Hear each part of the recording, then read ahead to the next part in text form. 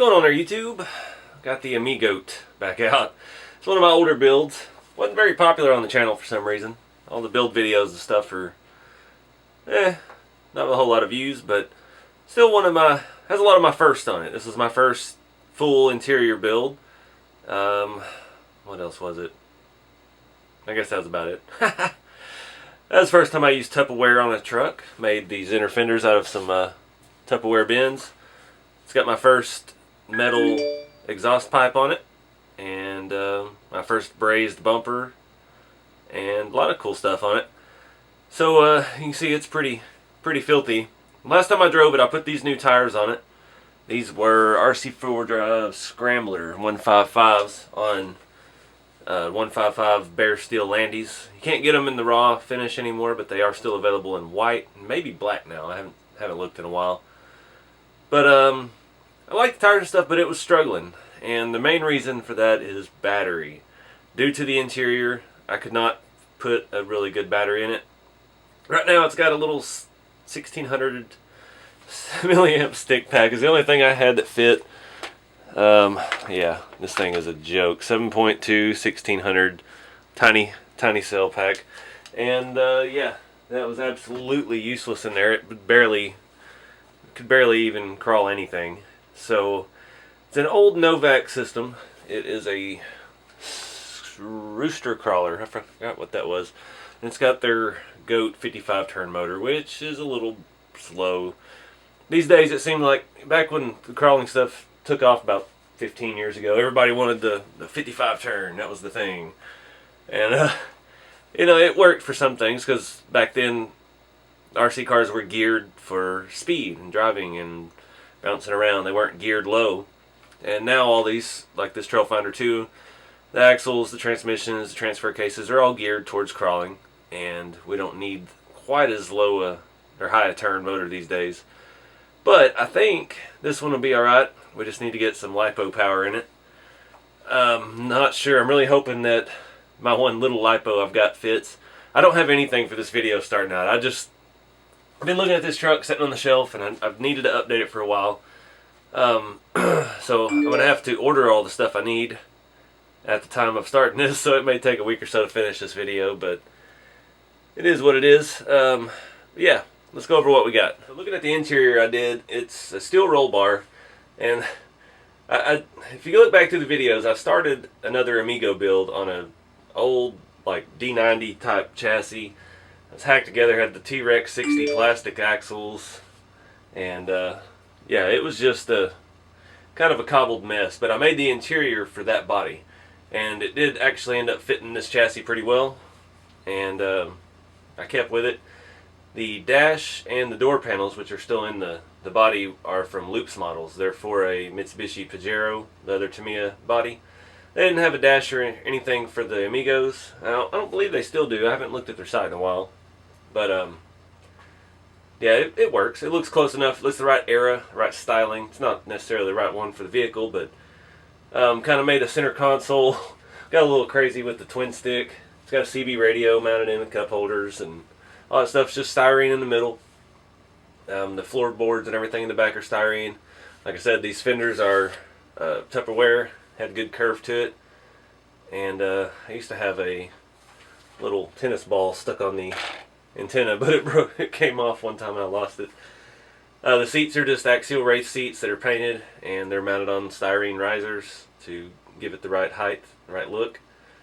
Little arm rests and stuff made real cloth foam, and all the dust and dirt is real. All the little scale stuff here is held in with rare earth magnets, so you can move them around and all that.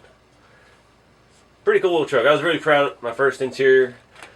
It's all standalone and removable. Chassis is just a standard RC4 drive Trailfinder 2 short wheelbase.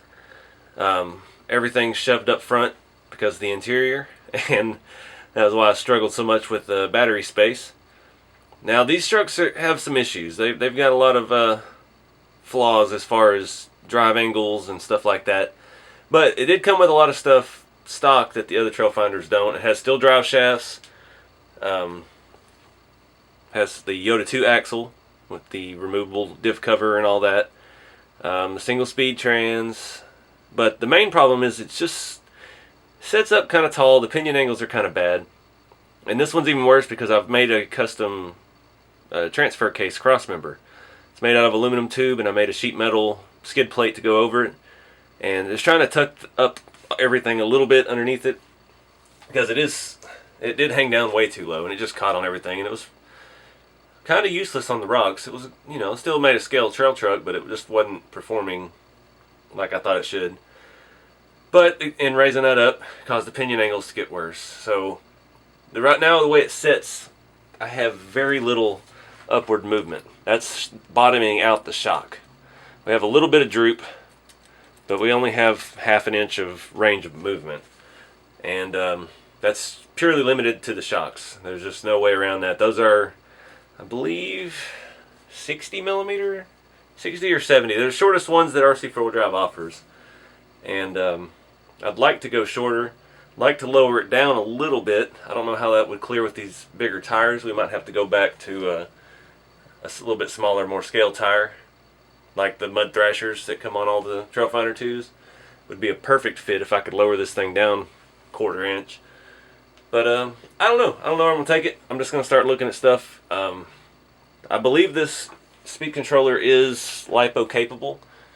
I don't have any more of my Hobbywing quick runs that I like to use that have the Dean's connectors on them, so I may have to swap on a Dean's connector on this and see. It doesn't have the pin to change the LiPo set or the battery settings, so I don't know how to program it. And I got that second hand, so I don't have the booklet for it, and Novak has gone out of business since then. So yeah, it may be hard to track down some information, but we'll see what we can do. So I was looking at the suspension, and one thing led to another. I've got this original release CC01 lowrider with the Amigo body, and yeah, I bought it on eBay a while back. It had some videos on it. All I did was paint the body, detail it, drive it once, and it's sitting on a shelf, and it's kind of making me wish I hadn't permanently removed the top from my green one. Green body is also an original Tamiya piece. I picked that up out of a Facebook group a couple of years ago, and it's been modified to fit that interior completely. And so I sold the original top, and yeah, it would still fit on there, but there's no way to attach it because I had to trim all this edging out of there. And yeah, looks good lifted with the top though. But yeah, anyway, that's always something I do, just jacking around with the bodies and seeing what looks good with what, mixing up tires and wheels and stuff like that. Just having fun. Alright guys, so I pulled the stock shocks off. One of them was seized. They're not very anything. They're not doing anything for us. So with no shocks at all, we only have one leaf spring, which is dangerous because you're going to get axle wrap, especially if we get this running on LiPo. It's going to want to wrap the axle up and bend the leaf springs and all that. I put the body on with the interior. It sets pretty level. It's probably exactly where I want it height-wise. Going through spare shocks I have nothing that works. I would honestly like to throw another large leaf spring on the front and something like an axial shock without the springs, and just run the fluid in it so we actually get the dampening quality that shocks are supposed to do, more like real life. Let the leaf spring do the spring and the shock do the cushioning. These RC4wd Drive shocks do not hold oil. They just have a spring inside, so you're just putting a spring on a spring, and somehow magically it doesn't bounce all over the place when you're driving it. But it's not as good as having an actual oil-filled shock. And as far as I know, nobody out there makes a 50 millimeter scale shock without a spring in it. Everything scale shock wise is similar to these RC4wd Drive ones. I have a set of these Tamiya Grand Hauler shocks. That's just the bodies. They're about the right height, but again, nothing but a spring. They don't seal, they don't have O-rings, none of that. They're not made for actual dampening. So right now it's sitting just about on the servo horn. The axle pumpkin is right below the servo horn, and the only way I know to fix that is to space the servo mount with some metals hardware spacers. but that's going to cause all my electronics to move up because all my ESC and receiver are two-sided tape to the actual servo. So everything's shoehorned up front. That speed controller is a little bit big. It barely fits behind the grill. I actually had to trim out the back side of the grill a little bit to get it in there. So I'm thinking I am just going to go ahead and swap in a quick run, the Hobby Wing 1060s. They're cheap. I just ordered some more with Dean's connectors, T-style connector, and I tested it here with my little LiPo, and it fits perfectly in the center console of the body like it was made for it. It's a little bit taller than the nickel metal pack that was in there, but I already had some foam in there to wedge it in place, so I'll just trim that down, and hopefully that won't give us too much power. So I'm kind of fixing one problem and causing another. I'm getting the ride height where I want it, but now we're adding so much more power. Because this thing was a dog. It would barely do anything. Last time I drove it, I was so disappointed. That's probably why I hadn't touched it in so long. But this LiPo is going to bring it back to life. And yeah, so I'm going to go ahead and start pulling the electronics off. I still want to put some kind of shock up there. I'm going to look through my leaf springs and see what I've got. These come stock with a single leaf spring all around. The front ones are pretty well straight. They look like a factory leaf on a 70s K-Series Chevy truck or Suburban or something. They're just pretty much straight. It doesn't look like you have an app named Trucker. If you'd like, I can help you look for it on the App Store. What? So anyway, I'm not talking to Siri. So yeah, I'm going to pull the electronics out and start cleaning this thing up a little bit. Drive shaft is getting very close to the transmission. Another problem here with going lower with it. It does look great on the body though, with the ride height, with the big tires, and it's given us, I mean, without the body and interior, I'm getting the same amount of flex. When I had the body and stuff on it, I've probably gained a ½ inch of suspension travel corner to corner, even with the servo in the way. So I'm not sure yet what I'm going to do, but I'm thinking about making some big changes on this thing. Alright guys, so we've been working on the suspension. I think I'm happy with what I've got. Won't know until we get everything back on it, back together and driving it. Made some big changes. So these on the front are the stock shock bodies, but they have a longer piston in them. And I know that kind of seems counterintuitive to what we're after here, but this has about a ½ inch shorter or longer piston, and it really kind of works for the setup I've done here. The Yoda 2 axle in the front has no lower mount, it only has the upper mount, and I tried to make something, but it was getting in the way of the steering and it would just been kind of janky, so I went ahead and moved the hole up. I tried to replace these. I have every other kind that RC4wd drive has made. The shock hoops, I've got them off the terrain truck, the Jalon 2s, the D110s, the D90, the Cruiser. I've got every one of them. And the ones for this TF2 short wheelbase are different width. You know, that's one of the mods I like to do on the Trailfinder 2 is take the Jalon 2 front hoops and swap them on because they're taller and it gives you your shock more range of motion, which is the same problem we're having with this, just a bit more extreme. And none of them fit. These are a little bit wider than all of the other ones RC4wd drive makes. Go figure. So I screwed them together so they were parallel and even, and I drilled a new hole in the very top of the hoop, and that way it's exactly the same from side to side. Moved it up about a ½ inch, so it really didn't gain any ground there, but with these shocks moved up and the longer pistons, we're getting a lot more drop. So that's all the way bottomed out there, and that's going to be about a ½ inch better than we had before. The question is, will it actually flex that much? I did leave springs in all the shocks, and you know, we can take that out. These white shocks are horrible. They leak. They do have some oil in them just to help the movement, but then they do have O-rings in the bottom, but they never hold oil. Never have, never will.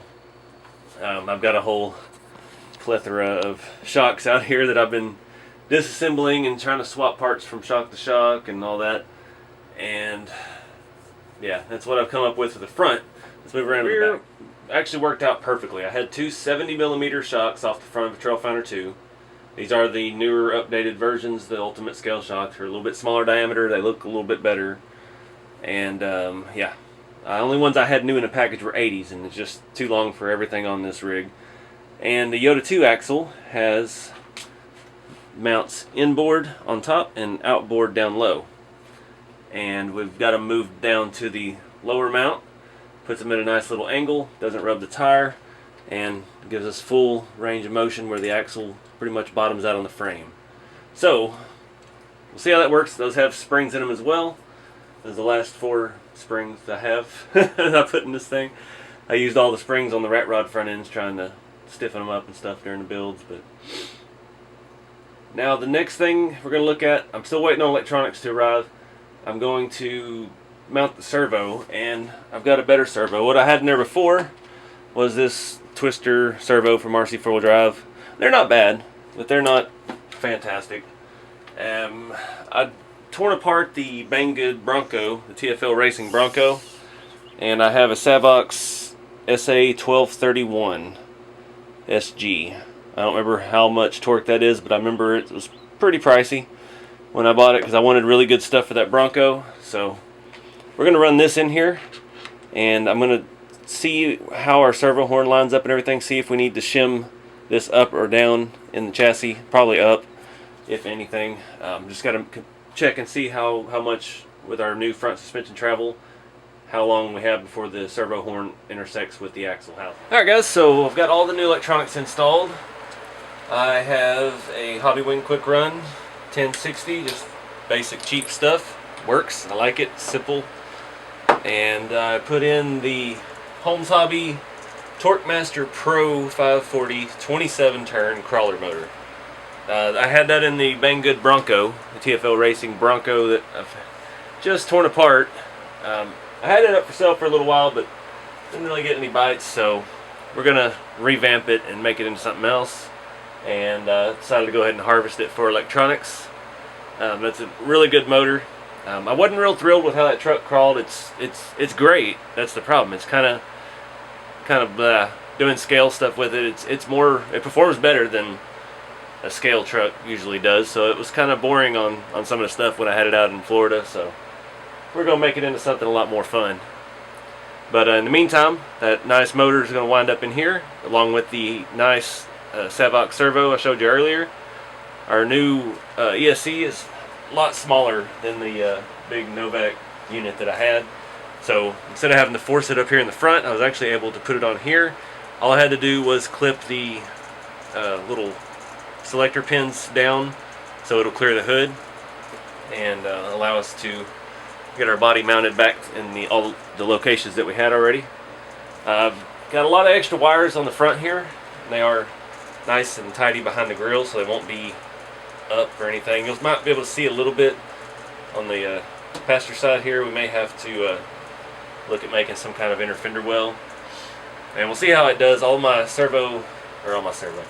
receiver wires, limited on space here. They kind of hang out the side, so we'll have to see how that works. I don't want to get a whole bunch of mud and stuff up in it. But for now it's working. I've got all the trim set, everything going the right direction. The servo still sings the song of its people, but not too bad.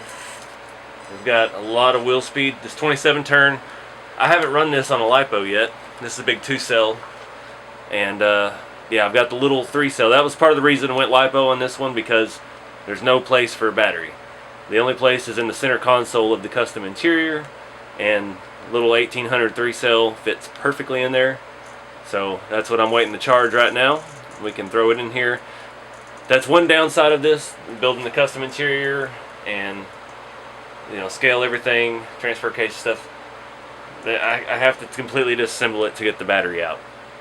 Now hopefully running LiPo now, it won't be that often of an occurrence. I don't want to leave the battery in it though while it's just sitting around and all that, so that'll be a little bit of a pain. But I did order some more of those I've ordered some 2200 milliamp 3-cells, just some cheapies off of eBay. I'm kind of upset they were supposed to be for sale locally, so shipping should have been a day or two. And the seller's local, but the product is in Pennsylvania, not anywhere near Texas. So, and they shipped it that FedEx Smart Post junk, where FedEx delivers it to your post office in your city. And yeah, it takes about a week longer than it should. So whatever. Got the one. We'll just keep using it for now. And this is a 5200 milliamp, 7.4. Basic stuff. My buddy at work gave me those. He used them in a boat for a while, and yeah, they work well. They don't get the run time that you get out of the little 3 cells, but it works. It works great on like the ramp truck, and I'm hoping to get the Winnebago converted here before long as well, so we can see if it'll get a little more wheel speed. But anyway, that's in the project update. I'm trying to fix this thing, so as soon as that battery gets charged, we'll get it all in here, get it back together, and take it out for a spin. Alright guys, battery finally charged. Going to try to fit it all in here. It's going to be tight. Got my foam up inside the interior. It's